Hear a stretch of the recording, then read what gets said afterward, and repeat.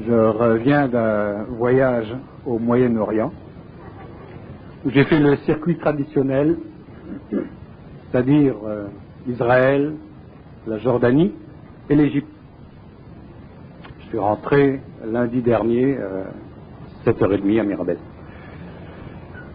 Alors j'ai vu ces trois pays et j'ai terminé par l'Égypte. En Égypte, j'ai vu du désert, j'ai vu de la misère. En Israël, j'ai vu la guerre.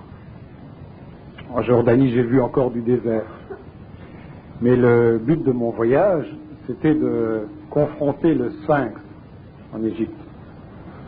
Vous connaissez la tradition initiatique qui veut que l'on rencontre une fois le Sphinx dans sa vie pour connaître sa position d'initié. Autrement dit, vous arrivez devant le Sphinx et vous vous soumettez au test. Le Sphinx vous pose une question. Si vous êtes capable d'y répondre, vous êtes un initié. Et je suis arrivé devant le Sphinx et j'ai dit salam alaykoum. Il m'a dit alaykoum salam. Et j'ai dit je viens me soumettre au test. Je veux savoir si je suis un initié. Posez-moi une question. Alors il m'a répondu, il m'a posé sa question, il m'a dit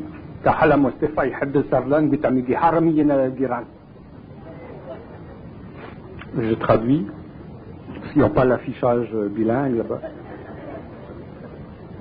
Il dit, toi qui as vu le désert, toi qui as vu la misère, toi qui as vu la guerre chez tes frères, que sommes-nous venus faire sur terre?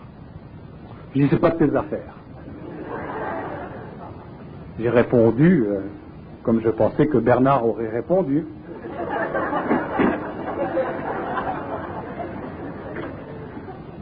Il m'a dit, retourne-toi d'où tu viens d'échouer à ton test. Et je dis, je peux-tu avoir au moins un indice? Alors, j'ai peut-être oublié de vous traduire la question du Sphinx, oui. Non, je vous l'ai dit, hein. C'est que ça me travaille tellement. Ça. Je lui ai demandé un indice. Il m'a donné l'indice. Il m'a dit Ya Habibi. Comme j'avais jamais entendu ça, c'était pas plus édifiant pour moi. C'est que il m'a dit retourne dans ton pays, misérable trou de beigne. Ça je ne dis pas en arabe là, mais c'est ça. Sans dessin. Et puis je vous passe les insultes en arabe. Ni que mouk, ni que kill. J'ai pris l'avion et je suis arrivé lundi au-dessus de l'aéroport à Mirabel. L'avion s'est mis à tourner autour de la piste et à tourner au-dessus, à tourner. Là, j'étais voir le pilote et je lui ai demandé qu'est-ce qui se passait. Il m'a dit la tour de contrôle ne répond plus. J'ai dit on va-tu se poser? Il dit on va se poser quand même. L'avion se pose, on descend de l'avion, on arrive dans l'aéroport. Qu'est-ce que je vois? Rien. Il n'y avait rien. Personne. Pas de douane. Fait que je m'en vais jusqu'au parking, je récupère mon auto, et je prends la route en direction de Montréal. J'arrive dans Montréal et qu'est-ce que je vois? Rien. Pas un chat. C'est lundi soir, ça, il était 8 heures. Personne dans les rues. Pas d'autobus, pas de taxi, pas de piétons, rien. C'est que je me dis, qu'est-ce qui s'est passé pendant mon absence? Les extraterrestres de Richard Glenn seraient-ils venus enlever les élus? Est-ce que j'aurais manqué ça? Aurait-il eu une guerre atomique? Quelque chose, un cataclysme, un apocalypse? C'est que là, j'avise un commissariat de police et je me dis, je vais aller voir s'il y a de la vie quelque part, peut-être à cette place-là, peut-être que je vais trouver quelques messages, ou une radio qui fonctionne, quelque chose qui va me dire ce qui s'est passé à Montréal. Je rentre dans le commissariat, pas un chien. Mais je me dis, ils ne doivent pas être loin parce qu'on sent encore l'odeur des pieds, vous savez, dans les commissariats. Ça sent aussi un peu l'urine et tout ça. Personne. J'allais faire demi-tour lorsque j'entends une petite voix. Je repère la porte d'où venait la voix, je m'approche, je tends l'oreille, j'entends, c'est fini. Puis c'était une voix comme une speakerine à la télévision. Et je dis, ça doit être les nouvelles télévisées, le journal. Je vais enfin apprendre ce qui s'est passé lundi soir à 8 heures à Montréal. J'ouvre tout doucement la porte. Qu'est-ce que je vois là? Une douzaine de policiers, là, les gros forts, là, comme des bœufs pliés en deux, solides. Là. Il y avait tous la larme à l'œil. Et encore la voix à la télévision disait, c'est fini. C'est fini, Jean-Paul Bello, entre nous, c'est fini. Là, je venais de réaliser que le lundi soir, entre 8h et 9h, dans tout le Québec, tout le monde est rivé devant son poste de télévision à écouter les histoires d'amour des dames de cœur. Et du même coup, j'ai compris pourquoi j'avais raté mon test devant le Sphinx. Si jamais vous allez devant le Sphinx et qu'il vous pose la question, autrement dit, qu'est-ce qu'on est venu faire sur Terre? Vous lui direz, on est venu à apprendre à aimer. C'est la question qui va peut-être, la réponse qui va peut-être nous être confirmée par le seul penseur qui ne pense pas, Bernard de Montréal.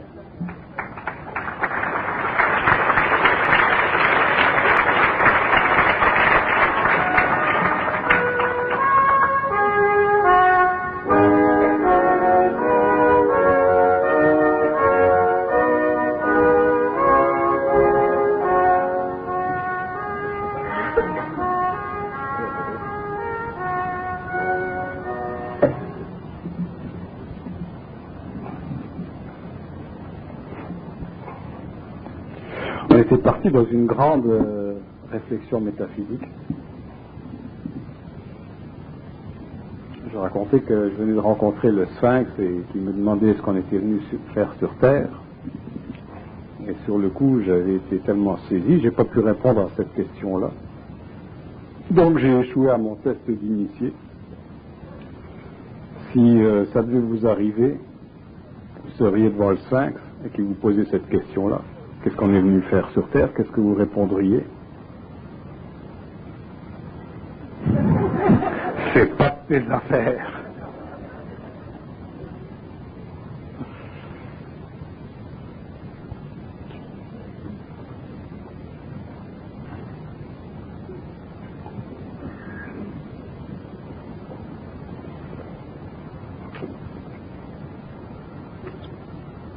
En admettant que le Sphinx ait payé ses $10 pour assister à la conférence.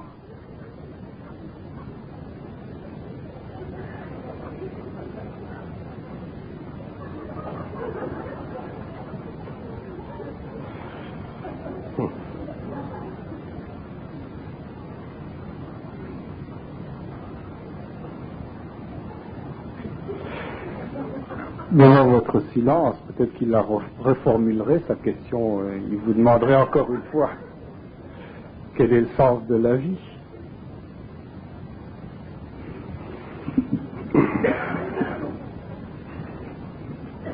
La vie n'a pas de sens. Il faut lui en donner un. L'illusion que la vie a un sens, c'est une des infortunes de l'homme.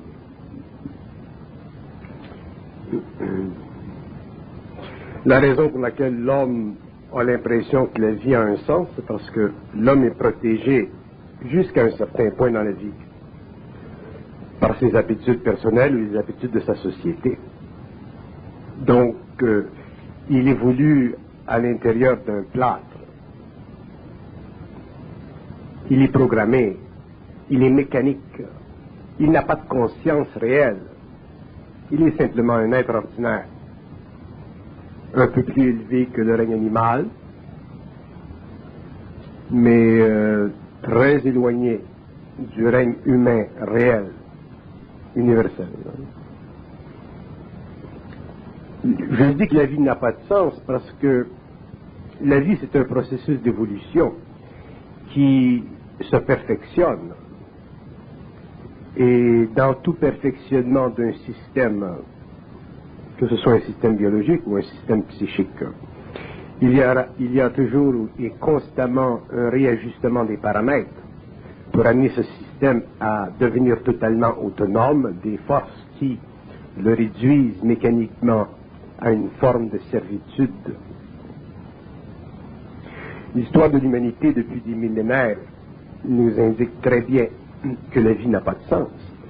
Elle a une direction, mais elle n'a pas de sens.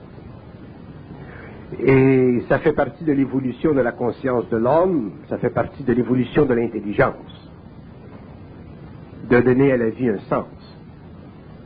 Mais ceci nécessite une profonde intelligence, c'est-à-dire une capacité de ne pas vivre la vie à partir de sa programmation évolutive planétaire, où l'homme est simplement une manifestation mécanique d'une certaine conscience qui est prisonnière d'un comportement psychologique ou d'un comportement social ou racial. Bon, alors l'homme a deux façons d'appréhender la vie ou d'y faire face à tout ce qui se présente. C'est soit par la raison ou par le cœur, solutionner ces problèmes. Vous connaissez le dicton qui veut que le cœur a ses raisons que la raison ignore. Oui. Est-ce que ce cœur dont il est question là, cette intelligence du cœur, est-ce que au niveau de la connaissance, elle vaut l'intelligence de l'intellect? Est-elle supérieure, inférieure, égale? C'est une intelligence différente, c'est une intelligence intuitive. L'homme aujourd'hui vit deux niveaux d'intelligence, l'intelligence du cœur, l'intelligence de l'intellect, de la raison, mais il y a une autre intelligence qu'il ne connaît pas. L'intelligence du cœur, ou ce que vous appelez la sagesse, elle est valable dans le sens qu'elle permet à l'homme d'intuiter la vie. L'intelligence de la raison permet à l'homme d'organiser matériellement la vie. Mais l'intuition de la vie de l'homme évolutif n'est pas équivalente à une intelligence absolue, donc elle est directement reliée à l'habilité de l'homme de sentir par vibration le mouvement subtil de son âme. Donc l'homme qui vit de l'intelligence du cœur, dans un sens, est un artiste de la vie. L'homme qui vit l'intelligence de la raison est un peu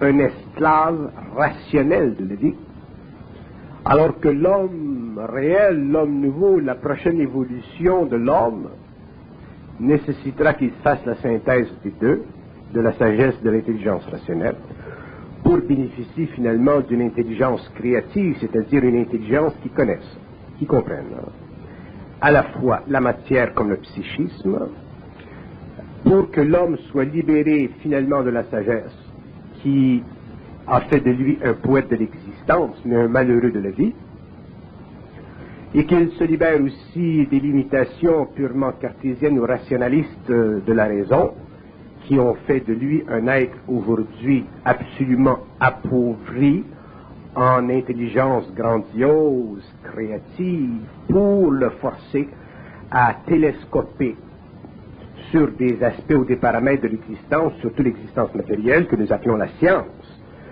qui en elle-même nous a donné beaucoup de choses, mais aussi qui en elle-même met la vie de la planète en danger. La science est tributaire justement de la raison. Oui. Et c'est la raison. Lorsqu'on veut solutionner un problème et qu'on le solutionne par la raison, bien souvent on divise. La raison divise, tandis que le cœur va unifier. Le cœur unifie, mais il ne donne pas à la raison sa raison d'être, alors que la raison, elle divise et peut se séparer facilement du cœur. Ce sont deux aspects extrêmes de l'intelligence humaine.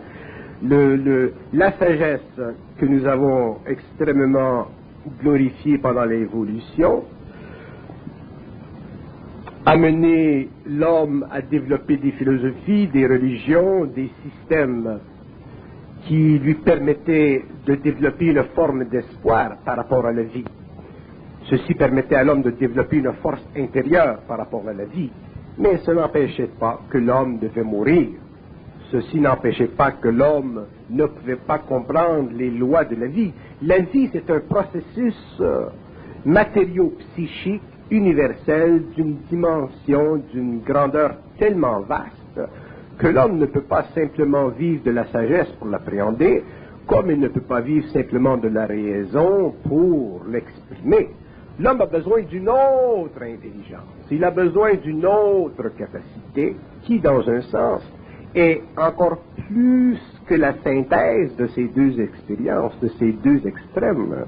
L'homme a besoin d'une intelligence qui est réelle, créative, puissante, savante, sachante, universelle et absolue, parce que sa conscience en elle-même est l'expression, dans la matière, d'un absolu. Si l'homme n'a pas conscience absolue de la vie, il n'est pas un scientifique de la vie, il n'est pas un scientifique de l'invisible, du psychisme, de l'émotion, du mental, de la pensée, de l'âme, de l'esprit. Il est simplement une sorte de bacille intelligente dans une solution ou dans un médium qui est totalement en effervescence et que lui ne peut pas comprendre, ne peut pas contrôler. Et si l'homme ne contrôle pas la vie comme il peut contrôler l'expérience dans le laboratoire, il n'est pas réel, il est simplement expérimental, insuffisant, petit homme, rattaché aux paramètres évolutifs des forces psychiques de sa conscience animique, autrement dit des forces de l'âme. Il n'a pas d'esprit. L'esprit ne travaille pas avec l'ego. L'ego ne bénéficie pas de l'esprit. La lumière n'a pas atteint le centre mental de sa conscience universelle, intégré dans une corporalité dont la dimensionnalité psychique de l'ordre mental, émotif, vital et physique constitue le soubassement de l'homme. L'homme a l'impression qu'il a un mental, qu'on appelle un intellect, une émotion, une vitalité, une physicalité, sont 4 principes de base. Mais il y a 3 autres principes, il y a 3 autres niveaux de la conscience de l'homme, niveaux qui vont jusqu'à l'expurgation totale de l'âme, qui vont jusqu'à la puissante domination du psychisme. Ce que les Anglais appellent the mind. Nous n'avons pas en français le terme the mind. J'emploie le terme mental pour parler of the mind.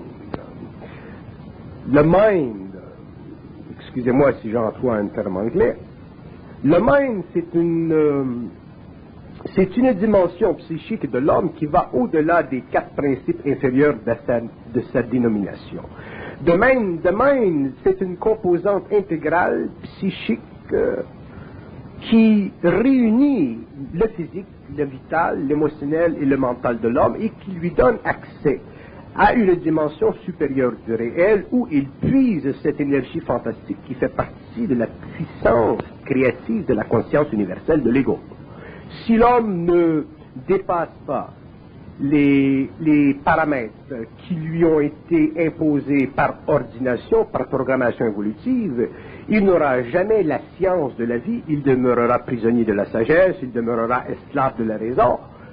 Il ne sera pas total, il ne sera pas intégral, il sera obligé de continuer pendant des siècles et des siècles à faire une recherche spéculative sur l'intuition psychologique de son moi. Il n'aura aucun accès à l'absolu de sa conscience, donc il ne connaîtra pas absolument les lois de la vie. Alors, à ce moment-là, on demande à quoi vaut la vie? Quel est le sort de la vie? Est-ce que la vie vaut la peine d'être vécue? Dans les conditions actuelles de l'existence évolutive, la vie ne vaut la peine d'être vécue que dans la mesure où elle sert à l'évolution de l'âme. Mais est-ce que la vie vaut la peine d'être vécue en ce qui concerne l'alliance de l'esprit avec l'ego? Est-ce que l'homme est simplement une machination, une extrapolation psychique de l'âme à travers un corps matériel, ou est-ce que l'homme représente froidement, cosmiquement, une potentielle domination de l'énergie libre dans l'univers pour l'expression, dans la matière, d'une conscience créative absolue, éventuellement éthérisable, éventuellement moroncialisable, éventuellement capable d'attaquer les problèmes de l'involution à toutes les échelles de sa composante organique, psychique, émotionnelle, mentale, vitale et physique. Tous les hommes, qu'ils soient de n'importe quelle race, de n'importe quelle nation, de n'importe quelle culture, sentent, pressentent en eux-mêmes une certitude profonde qu'ils ne peuvent pas reconnaître, sur laquelle ils ne peuvent pas mettre le doigt. Pourquoi? Parce que l'homme fonctionne simplement par rapport à deux niveaux d'intelligence, ce que vous appelez la sagesse et l'intelligence de la raison. Je n'ai rien contre la sagesse et je n'ai rien contre la raison, mais je sais que l'homme a besoin d'une autre intelligence pour pouvoir comprendre la valeur évolutive de la sagesse et comprendre la valeur statistique organisationnelle de la raison, afin de se défaire de ces deux aspects de l'intelligence évolutive pour finalement se reprogrammer lui-même à une nouvelle constante universelle, afin de bien comprendre que la sagesse est valable dans la mesure où l'homme fonctionne ou vit par rapport à la conscience d'une race, que l'intelligence rationnelle, le cartésianisme, est valable dans la mesure où l'homme est prêt à sanctifier la matière au prix de son esprit. Donc l'homme doit aller plus loin dans la définition du réel, et ceci repose sur ses épaules à lui. Ça ne repose pas sur la sagesse ou sur la raison. On ne peut pas demander à la raison de comprendre la vie, on ne peut pas demander à la sagesse d'exprimer parfaitement la science de la vie ou la science de l'esprit. Mais on peut demander à la sagesse de bien exprimer les sentiments de l'âme. Mais ce n'est pas suffisant.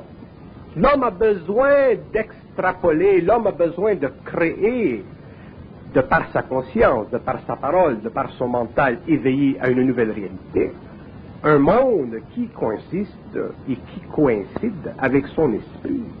L'homme a besoin de savoir d'une façon absolue que la dimension psychique de son moi n'est pas simplement le reflet du pouvoir de l'âme sur l'ego, mais qu'elle représente aussi le pouvoir de l'esprit à travers l'âme, et c'est le pouvoir de l'esprit à travers l'âme qui éventuellement se manifeste dans l'ego que l'homme doit un jour connaître pour se fusionner, s'unifier avec cette réalité qui est sienne, qui est son principe cosmique et que les philosophes, les mystiques, les anciens ont idéalisé dans une forme de volonté supérieure universelle à laquelle ils ont donné le nom de Dieu ou à laquelle ils ont donné certains noms. Pourquoi? Parce que l'homme n'était pas capable de par lui-même de briser la puissante forme spirituelle de cette convocation à une conscience universelle pour s'attribuer lui-même le pouvoir d'un absolu sur une planète expérimentale. Bon, mais est-ce que le siège de l'esprit se situe au niveau du mental ou du cœur? Le siège de l'esprit se situe au niveau du mental. Le siège de l'esprit ne se situe pas au niveau du cœur. Le siège de l'âme, oui. Le siège de l'esprit, non. C'est ça. C'est pour ça qu'aujourd'hui, nous sommes rendus à un point qu'il faut absolument redéfinir le mot esprit, comme nous sommes obligés de redéfinir le mot âme, comme nous sommes obligés de redéfinir le mot Dieu, comme nous sommes obligés de redéfinir le mot conscience. Mais vous allez dire, mais comment, à qui revient la responsabilité de définir ces termes qui ont des conséquences psychiques grandioses en ce qui concerne l'ouverture du moi sur le moi mental? Mais ça revient à ceux qui ont le pouvoir de le faire.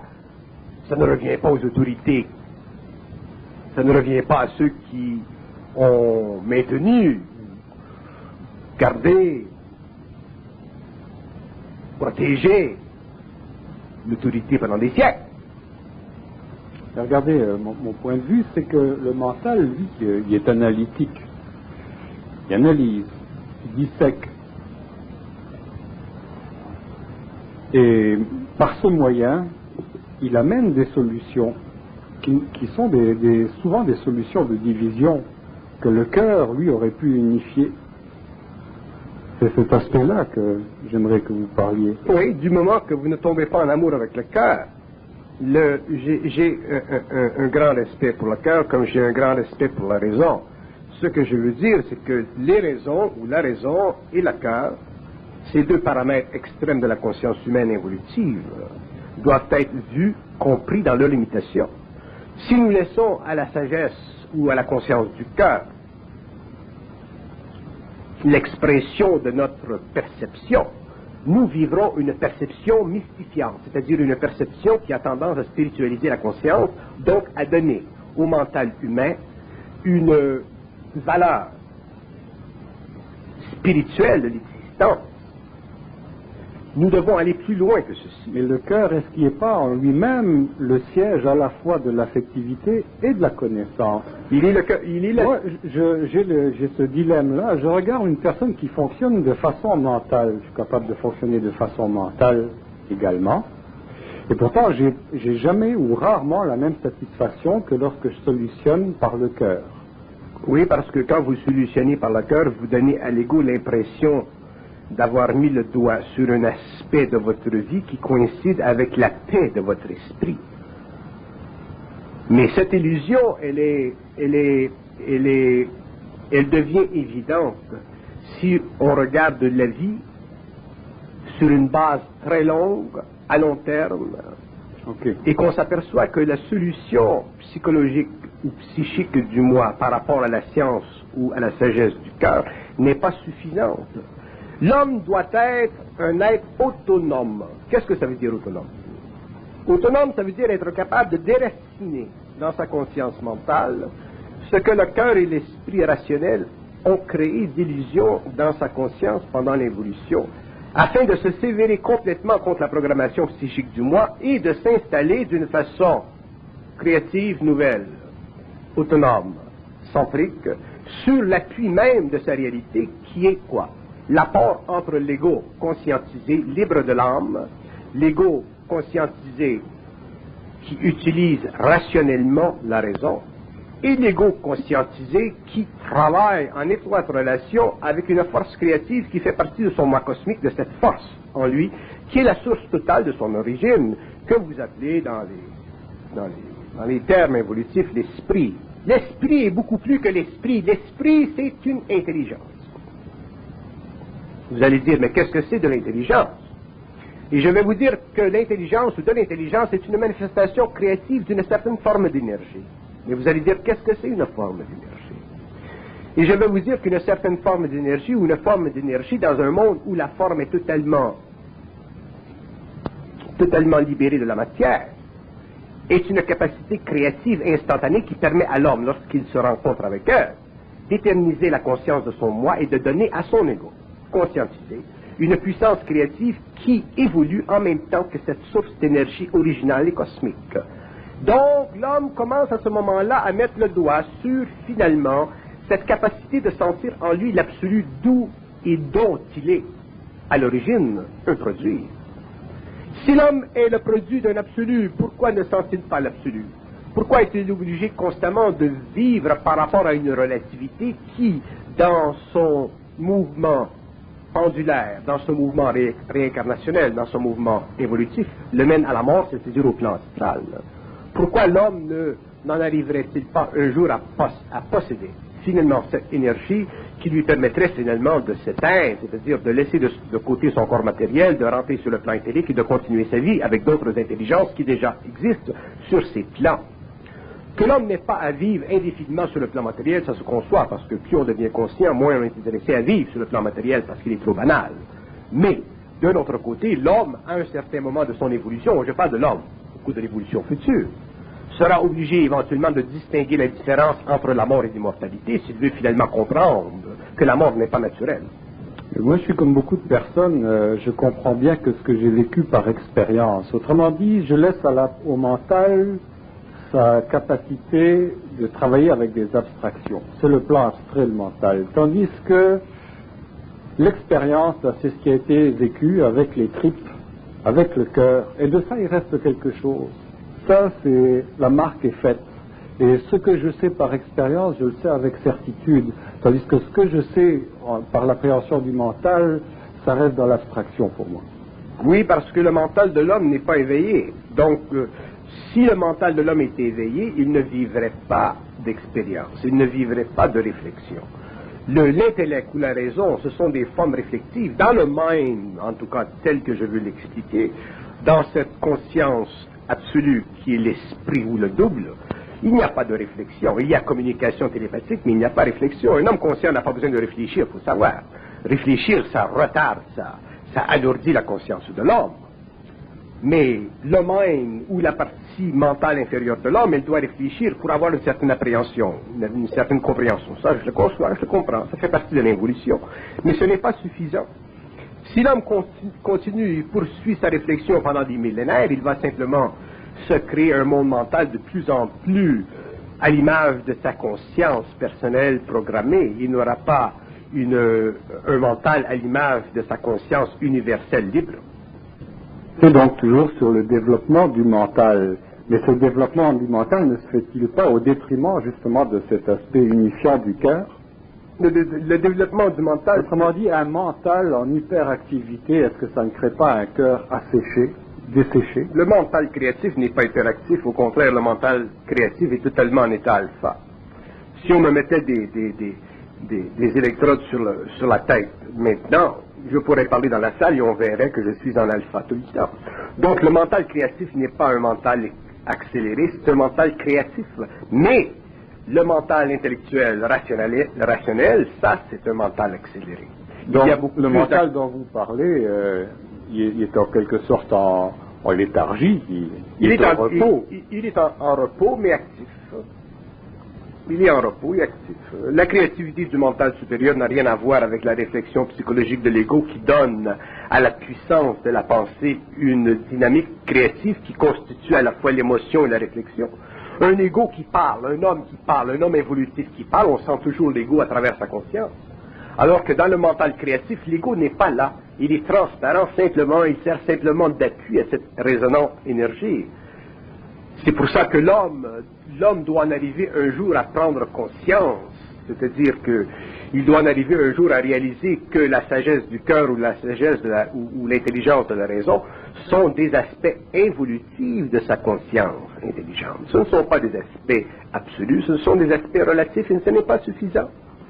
Toute conscience, toute sagesse, toute conscience du cœur ou sagesse du cœur ou intelligence du cœur par rapport ou vue par un homme conscient serait instantanément fracturée, brisée.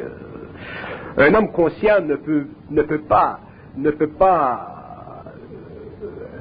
intégrer d'une façon globale une sagesse du cœur parce qu'il voit à travers l'illusion mystique de cette sagesse.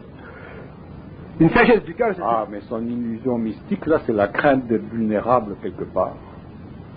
La crainte d'être vulnérable. Le cœur, il n'y a pas besoin de ça. Il n'y a pas la crainte d'être vulnérable. Le cœur n'a pas besoin... vous venez de le dire. Le cœur n'a pas besoin d'être vulnérable, il l'est. Oui, mais justement, c'est dans cet état-là qu'il lâche prise. Autrement dit, il ne force pas. Il n'a pas d'autorité sur... C'est-à-dire que le mental est toujours autoritaire. Il s'accapare, il domine. Mais oui, mais là, je ne parle pas. Vous parlez du mental. Moi, quand je parle du mental, je parle de mind. Je parle du mental supérieur. Il y a 3 niveaux. Il y a la sagesse du cœur, il y a l'intellect, il y a le mental pur. Si on parle du mental pur, on parle du mental pur. Si on parle de la sagesse du cœur, ou si on parle de l'intelligence ou de la raison, nous parlons de la raison. Il ne faut pas mélanger les 3. Ils ne se mélangent pas. Un homme qui a le mental pur va très bien comprendre la sagesse du cœur, il va comprendre la valeur de la raison, mais il ne va pas être assujetti aux limitations de l'une ou de l'autre. Il va faire éclater les formes de ses intelligences si ces intelligences entrent en contradiction avec le principe réel de la conscience créative, c'est évident. Donc, si nous parlons de la sagesse du cœur, nous regardons la sagesse du cœur, et nous pouvons dire, oui, ça va. Ça fait partie de la conscience de l'évolution, ça l'a servi à l'homme, c'est très bien, ça mystifie son intelligence, ça repose de son âme, mais ça ne lui donne pas le savoir. Ça lui donne une conscience, une connaissance mystique, ça peut lui donner une connaissance spirituelle. Mais vous ne trouvez pas qu'il y a déjà assez de savoir dans le monde et puis qu'on manque beaucoup d'amour? Le savoir, le savoir n'est pas quantifiable, il n'y aura jamais assez, il n'y en a pas de savoir dans le monde. Qu'est-ce que vous me dites, il y a assez de savoir dans le monde? Il y a de la connaissance dans le monde, regardez, il y a beaucoup de connaissances. Un scientifique qui accumule du c'est savoir. de la connaissance, c'est pas du savoir. Regardez Qu'est-ce que vous parlez du savoir? Oui, bien, regardez les scientifiques. Il y a une différence entre de la connaissance Copernic, et du ça savoir. continue par Einstein, ça Ce n'est continue pas du avec savoir. Planck, ça continue avec Ce n'est pas Heidegger, du ça continue savoir, c'est avec de la Charon, connaissance. et ce sont toujours... C'est de la connaissance. Ils sont toujours en train de nettoyer leurs lunettes et de réajuster leur tir. Oui, c'est comme parce que c'est de un la piano qu'on est en connaissance. train de réaccorder Voilà. continuellement. Mais oui, mais Bon. c'est de la connaissance. Bon, ben alors ça débouche sur quoi, ça? La connaissance, ça ne débouche sur rien. C'est de la connaissance. Bon. Comment pouvez-vous, surtout quand vous me parlez, comment vous pouvez faire l'équilibre ou l'équation entre le savoir et la connaissance lorsque, depuis des années, je vous dis que le savoir c'est une chose, il n'y en a pas sur la planète, et la connaissance c'est une autre, et la planète en est pleine. Elle est vide d'amour. Dans la connaissance, il y a des connaissances qui font partie de l'intelligence du cœur, il y a de la connaissance qui font partie de la science. Dans la connaissance, il y a deux camps. Il y a le camp de la raison, il y a le camp de la sagesse. Les deux camps sont importants et ils font partie de l'expérience de l'âme sur la Terre. Vous ne pouvez pas avoir une planète sans connaissance du cœur ou de la raison, ou de l'intellect. Les deux sont essentiels, sont nécessaires à l'évolution. Mais je vous dis qu'au-delà de la connaissance du cœur, qu'on appelle la sagesse, ou au-delà de la connaissance de l'intellect, qu'on appelle la raison, il y a une science pure absolue. Cette science, c'est le savoir, ça ne fait pas partie de l'ego, ça ne fait pas partie de la réflexion, ça fait partie d'une autre dimension de l'homme, ça fait partie de l'évolution future de la conscience de l'homme, et l'homme ira quelque part dans le temps la chercher parce que ça fait partie de son évolution. Le cosmos doit éventuellement s'intégrer, l'homme doit éventuellement prendre expansion, la conscience doit éventuellement devenir universelle, et ce que l'homme, pendant l'évolution, au niveau de la connaissance, comme vous appelez si bien, du cœur ou de l'intellect, l'homme, un jour, doit les dépasser pour en arriver à pouvoir comprendre d'une façon intégrale les lois de la matière, c'est-à-dire cette connaissance de la raison, et les lois de l'âme, c'est-à-dire la sagesse du cœur. Si l'homme n'a pas une autre intelligence, un autre niveau d'intelligence, comment voulez-vous que l'homme connaisse parfaitement la matière? Qu'il puisse appliquer des principes scientifiques au niveau de la matière qui ne vont pas mettre notre planète en danger au cours des 2, 3, 400 prochaines années? Et comment voulez-vous que l'homme connaisse encore les aspects de l'âme qui sont très occultes, s'il a simplement la sagesse ou l'intelligence mystique de son moi? L'homme doit un jour faire vibrer en lui cette énergie universelle qui représente la conscience intégrale de son moi, et il va le faire quand il va foutre en l'air la sagesse du cœur et l'intelligence de la raison. Et quand je dis foutre en l'air, je ne veux pas dire qu'il ne va pas considérer ce que la sagesse du cœur a fait, qu'il ne va pas considérer ce que la sagesse ou l'intelligence de la raison aujourd'hui fait, mais quand il va voir au-delà de... Moi, j'aime beaucoup la science, je vois ce que les scientifiques font, et ainsi de suite. Il y a des choses qui sont très intéressantes. J'ai des amis scientifiques, et je parle avec eux, et j'aime ça. Mais quand je parle avec eux, je suis obligé de les amener au-delà d'eux. Quand je parle avec des mystiques, ou des gourous, ou des maîtres, ou des sœurs, ou des prêtres, je suis obligé de les amener au-delà d'eux. Il faut amener l'homme au-delà d'eux. Mais, pour le faire, on ne doit pas demander à personne l'autorité. Tout le monde se mêle aujourd'hui d'amener l'homme au-delà d'eux. Vous regardez les émissions de télévision? Écoutez, je vais vous dire une chose. Il y a au-delà du connu, au-delà des murs, au-delà des frontières, et qu'au-delà et au-delà de l'au-delà. Je vais vous dire une chose. Je me foute d'amener l'homme au-delà d'eux. Tout le monde s'en occupe. Je parle, j'aime parler, que les gens viennent, que les gens viennent pas. Ça me dérange pas. Mais vous êtes le seul dépositaire de ce savoir synthétique. Non, alors ça doit être bien ennuyeux si vous n'avez personne pour communier. Je suis celui qui aujourd'hui a une grande facilité de l'exprimer. Il y a des hommes dans le monde qui sont intelligents. Je rencontre des gens dans le monde qui le vibrent ce savoir. Mais ils ne vibrent pas encore parfaitement. Mais avec les années, ils le vibreront parfaitement. Je connais des gens que j'ai rencontrés, que j'ai dit, ce que vous dites, c'est ça. Mais les gens qui ne vibrent pas le savoir aujourd'hui parfaitement, lorsqu'ils le vibrent, ils se font tasser dans le coin, ils se font mettre dans une situation où l'ego doute son savoir.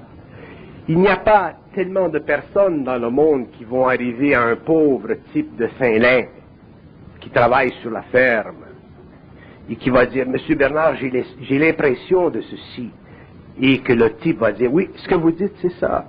On a tellement d'ego, on est tellement dans la connaissance du cœur, on est tellement dans l'intellect, on est tellement dans la merde égoïque, on est tellement égocentrique, on est tellement allé à l'université, on est tellement insécure, on veut tellement prouver de choses. On est tellement à la recherche de la vérité que lorsqu'un petit bonhomme qui vient de Saint-Lin, qui n'est pas capable de parler parfaitement, qui n'a pas une bonne éducation, mais qui est capable d'aller chercher dans le fond de lui-même cet aspect réel de son esprit, mal manifesté parce qu'il n'a pas le mot juste, on a tendance à le mettre de côté et dire, ah ben, ce type-là, il bafouille avec ses paroles. On n'est pas capable d'aller au-delà de la forme. On n'est pas capable d'aller au-delà de la forme et regarder l'esprit, vibrer de l'esprit. Si la forme est mal manifestée parce qu'il n'est pas allé à l'école, ou si la forme est trop spirituelle parce qu'il a beaucoup de sagesse du cœur, on ne peut pas aller dans l'esprit de l'homme. Donc on ne peut pas prendre conscience qu'il y a lui qui sait, l'autre qui sait. Moi je passe ma vie à rencontrer des gens qui savent beaucoup de choses. Seulement que d'après mon expérience, d'après ce qu'on m'a dit, à travers leur expérience, ils ont rarement rencontré de personnes qui jouissent d'une certaine autorité sociale, telle que moi, leur dire, ah, petit homme, ce que tu dis là, c'est là. C'est ça. Et c'est ça, probablement, qui fait la différence entre ce personnage qu'on appelle Bernard de Montréal et tous ces personnages dans le monde qui se rencontrent et qui ont besoin d'être dit, ce que vous dites, c'est ça. Pourquoi, quand un homme parle de la sagesse du cœur ou qu'il parle de la raison et qu'il invite son esprit à passer et à éclairer cette raison et à éclairer cette sagesse du cœur, pourquoi on a tellement de difficultés à dire « Ah, c'est intéressant ce que vous dites, c'est intelligent ». Je vais vous dire pourquoi. Parce que les gens qui ont la sagesse du cœur ont une grande orgueil spirituel, ils me font chier. Et les gens qui ont une grande raison, qui sont très rationnels, ils ont aussi une grande orgueil du mental et aussi ils me font chier. De sorte que quand je les rencontre, qu'ils soient mystiques, gourous ou professeurs à l'Université de Montréal, si je sens trop d'ego et que je ne sens pas suffisamment d'esprit, c'est mieux qu'ils ne me rencontrent pas parce que je les fais sauter.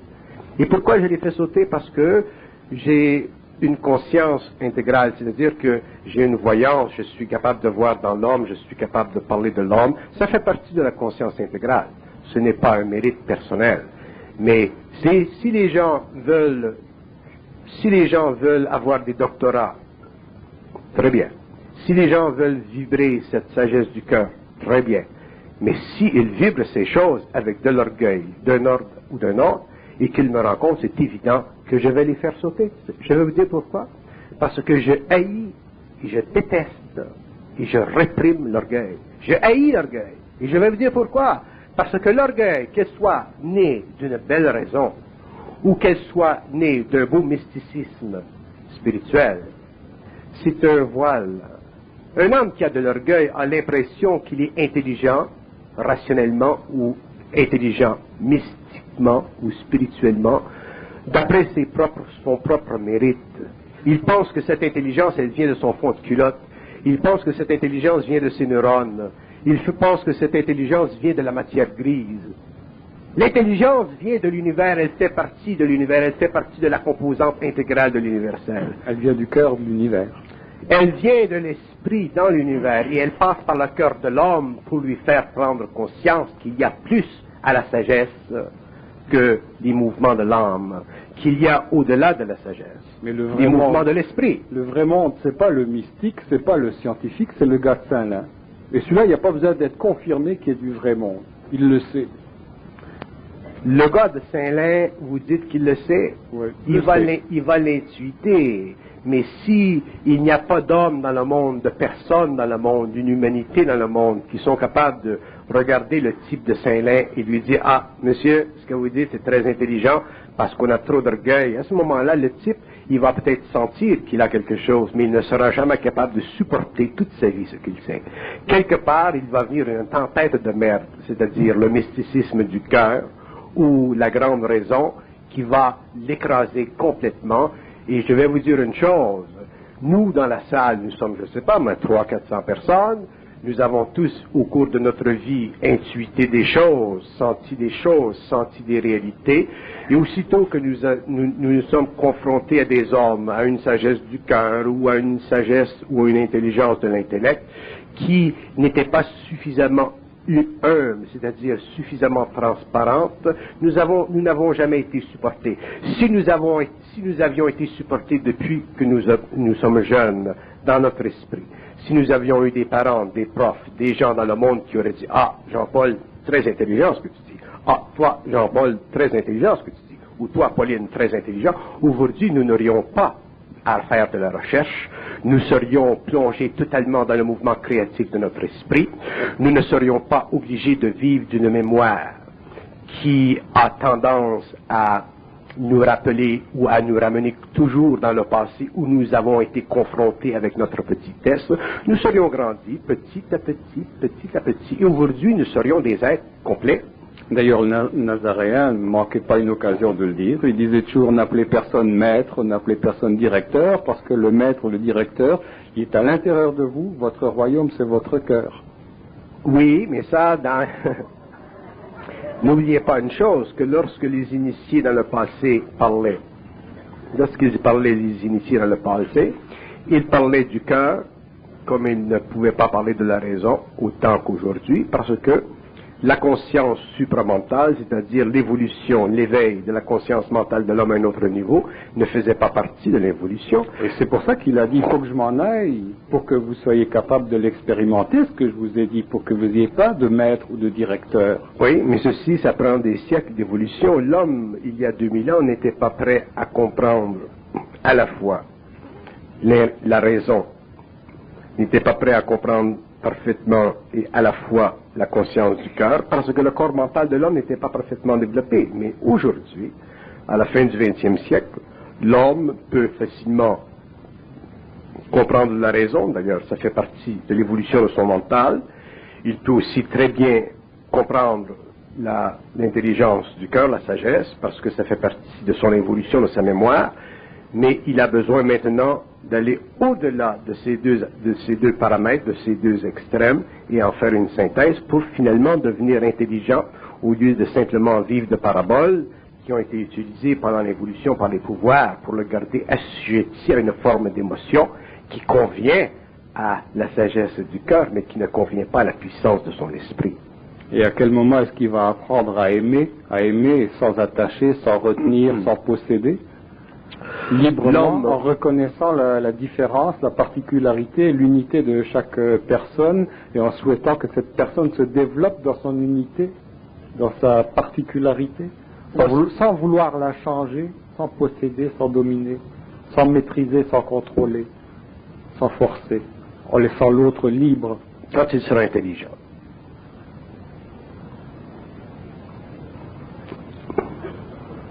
Et pour être intelligent, pour découvrir cette intelligence-là, il faut qu'il soit soumis aux tests, aux épreuves de sa vision voilée, obscurcie de cette réalité-là. Il la vit aujourd'hui à l'échelon mondial. Misère, guerre, pauvreté, violence. Ça fait partie de l'expérience de l'âme, ça ne fait pas partie de l'esprit de l'homme. Mais à travers toutes ces manifestations-là, tout le monde, quand même, ce sont toujours des manifestations de mal aimer. C'est une façon d'aimer, mais qui est à l'envers. Même un homosexuel, on ne peut pas le taxer, le montrer du doigt, le pointer comme quelqu'un de malfaisant. Il a aimé, peut-être pas à la bonne place, mais il a aimé. Donc tout le monde souffre de ne pas aimer correctement. Tout le monde souffre de ne pas aimer correctement parce que l'amour de l'homme, c'est un sentiment qui est très grand, mais qui est basé sur l'insécurité de l'ego. Oui, qui est possessif. L'amour est possessif. L'amour n'est pas possessif. On aime Dieu pour ne pas périr dans une infinité qui ne mène nulle part. On aime notre femme pour ne pas être seule. On aime notre blonde pour ne pas être seul. On aime notre chat pour ne pas être seul. L'homme aime par insécurité. Un homme un homme qui serait intelligent ne pourrait pas sentir l'amour dans le plexus solaire. C'est pour ça que l'amour conscient, c'est extrêmement plat. Et les hommes ont tellement peur de la platitude de l'amour conscient qu'ils préfèrent l'astral ou la passion de l'amour. De la sexualité. Whatever. Mais l'amour, c'est un pont au-dessus de cette rivière-là qu'est la sexualité. La sexualité, Écoutez, l'acte sexuel, il dure 2 minutes. L'amour, ça dure toute la vie, si on veut. Ouais. Et au-delà de ça. Mais l'amour, il y a différents niveaux d'amour, comme il y a différents niveaux d'intelligence. Ça demanderait à être expliqué, parler aussi, cette dimension-là. Bon, ben, demandez-moi là, je vais vous le dire. Sans quoi on va finir intelligent, mais juste intelligent, ça veut dire sot, niaiseux, pour moi. Du monde d'intelligence en est plein. Mesrine, c'était un assassin terriblement intelligent. Ben non, ce n'est pas intelligence, ce n'est pas de la conscience intelligente. Vous n'êtes pas intelligent de parler comme ça. C'est de l'intelligence, mais non, sans la dimension du cœur, ça donne des criminels. Non. Vous ne pouvez pas dire qu'un criminel ou que... Vous ne pouvez pas dire qu'un homme inconscient est intelligent. Il a une certaine intelligence, il a une certaine capacité, il a une certaine faculté, oui. Mais quand je parle d'intelligence ou que je parle du mental, ne me parlez pas de la raison. Lorsque je parle de l'intelligence, je parle de l'esprit de l'homme, je parle de la conscience créative de l'homme qui ne peut pas s'abaisser au meurtre ou à la connivence ou à la destruction. Si nous parlons d'intelligence, nous parlons d'intelligence. Moi, je parle de l'intelligence que je vois devant mes yeux. Bon, alors à ce moment-là, il faut nous entendre, il faut mettre des parenthèses, il faut mettre des notes au bas de la page et dire qu'il y a l'intelligence du cœur, de la raison, et il y a une autre intelligence qu'on est en train d'essayer d'expliquer. Mais mettez pas cette autre intelligence dans le même fût que les deux autres intelligences, sinon nous perdons notre temps. Bon, qu'est-ce que vous voulez savoir?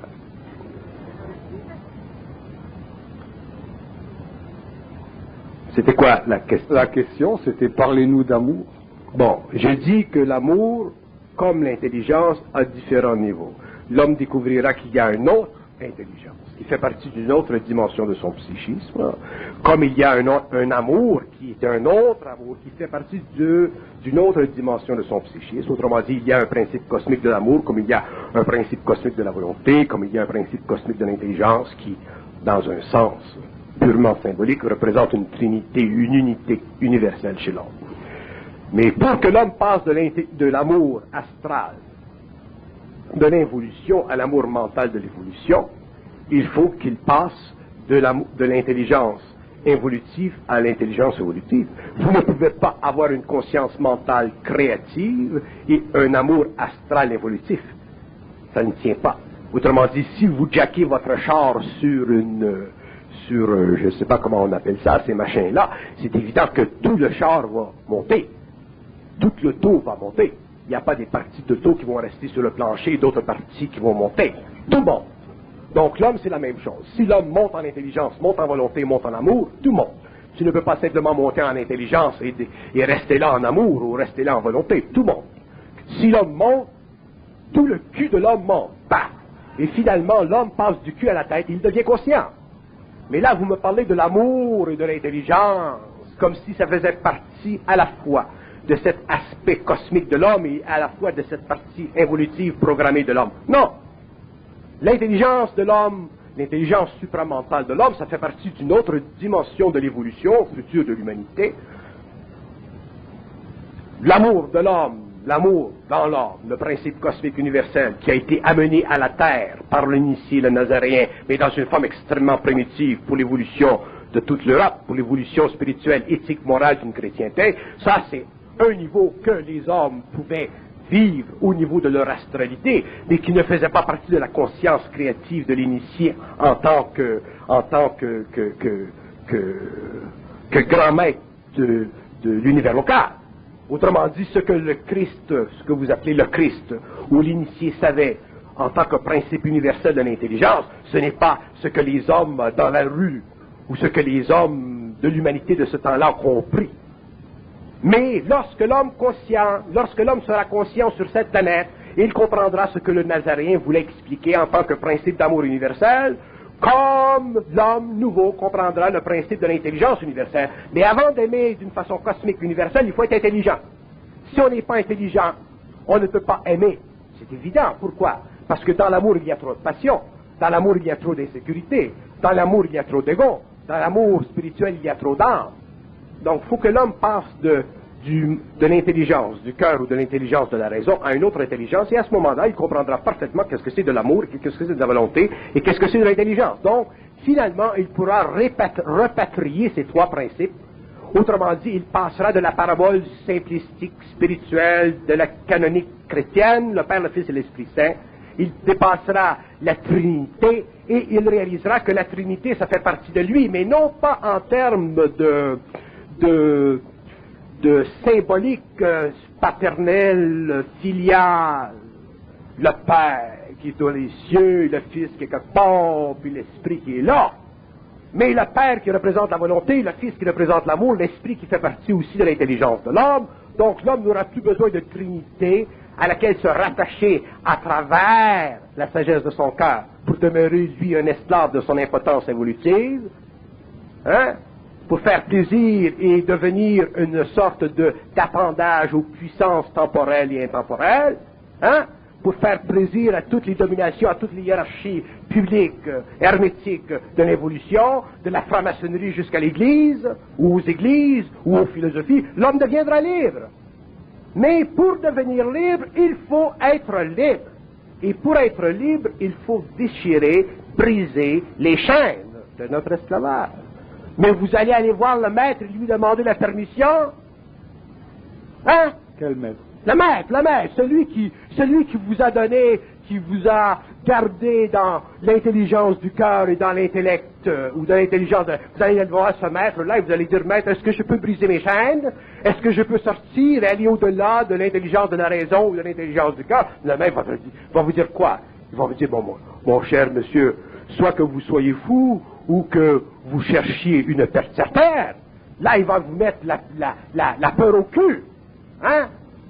Donc, si vous n'êtes pas capable, vous, les hommes, là, de prendre sur vous les valeurs évolutives relatives de la sagesse du cœur et de la sagesse de la raison, et d'aller au-delà, d'aller aux confins du potentiel créatif du mental humain qui naît à partir du moment où l'homme cessera d'avoir peur de ce que les autres pensent, de ce que la société a imposé, de ce que l'autorité a sanctionné pendant des millénaires, parce que ça faisait partie de l'expérience de l'âme et de l'homme, parce que l'homme n'avait pas d'identité, parce que l'homme était simplement le produit d'un comportement social, d'une conscience raciale, d'une conscience nationale.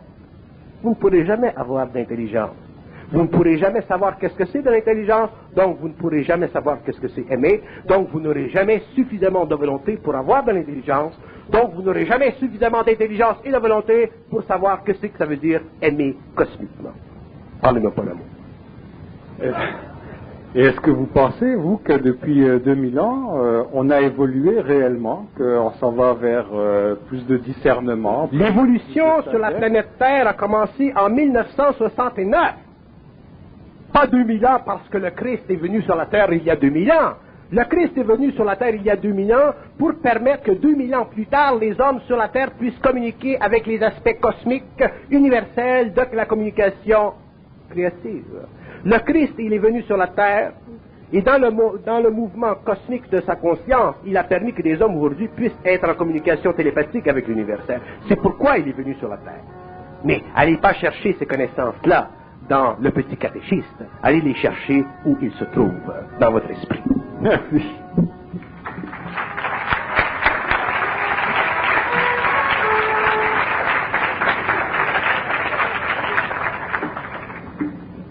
On fait une pause de 3/4 d'heure.